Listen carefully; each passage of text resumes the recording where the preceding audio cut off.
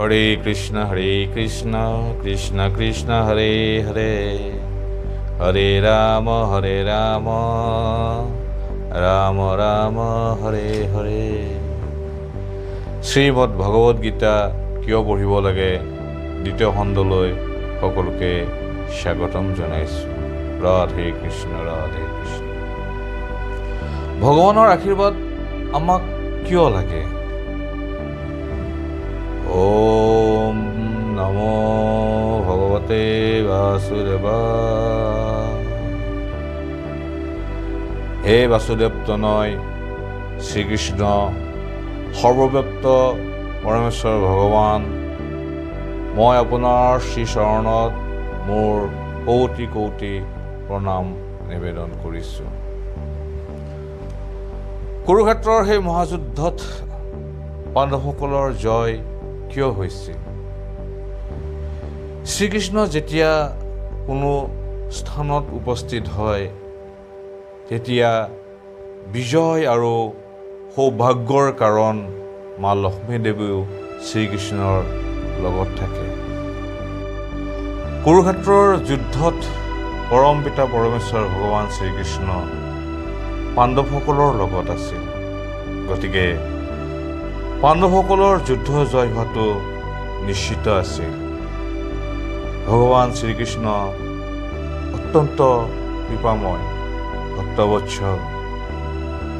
ভক্তগণে যেনেকৈ ভগৱান শ্ৰীকৃষ্ণৰ সেৱা কৰে, ভাল পায়, তেখেতৰ আনন্দৰ কাৰণে নৃত্য গীত কৰে, পূজা কৰে, ভোগ দিয়ে, তুলসী পাত পানী আদিৰে পৰিচৰ্যা কৰে, ঠিক তেনেকৈ ভগৱান শ্ৰীকৃষ্ণয়ো ভক্তগণক পৰিচৰ্যা কৰি বহুত আনন্দ পায়।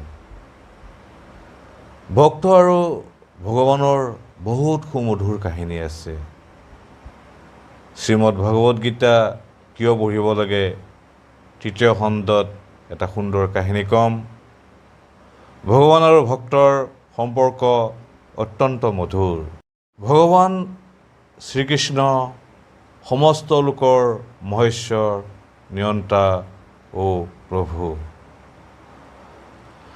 এবাৰ ভগৱানৰ লগত সম্পৰ্ক স্থাপন কৰি চাওক, তেখেতক পূজা কৰক, ভাল পাওক, দেখিব জীৱনটো সুন্দৰ হৈ উঠিছে, মংগলময় হৈ উঠিছে। ভগৱান শ্ৰীকৃষ্ণৰ লগত আমাৰ যি সম্পৰ্ক, আমি তাক পাহৰি গৈছোঁ। সেই সম্পৰ্ক পুনৰ স্থাপন কৰিবৰ কাৰণে আমি গীতা পঢ়া অত্যন্ত প্ৰয়োজন। গীতাৰ মাধ্যমেৰে আমি ভগৱান শ্ৰীকৃষ্ণক জানিব পাৰিম, সেৱা কৰিব পাৰিম, পূজা কৰিব পাৰিম আৰু তেখেতৰ লগত হেৰাই যোৱা সম্পৰ্ক পুনৰ স্থাপন কৰিব পাৰিম।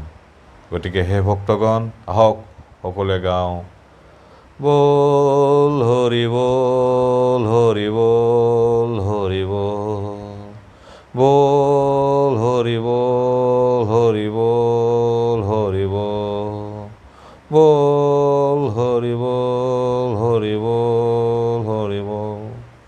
এই কলিযুগৰ মহামন্ত্ৰ হৰে কৃষ্ণ আজিৰ পৰা প্ৰতিদিনে ৰাতিপুৱা দুবাৰ আৰু সন্ধিয়া দুবাৰকৈ জপ কৰক। হৰে কৃষ্ণ কৃষ্ণ কৃষ্ণ হৰে হৰে, হৰে ৰাম ৰাম ৰাম হৰে হৰে। ৰাধে কৃষ্ণ ৰাধে কৃষ্ণ।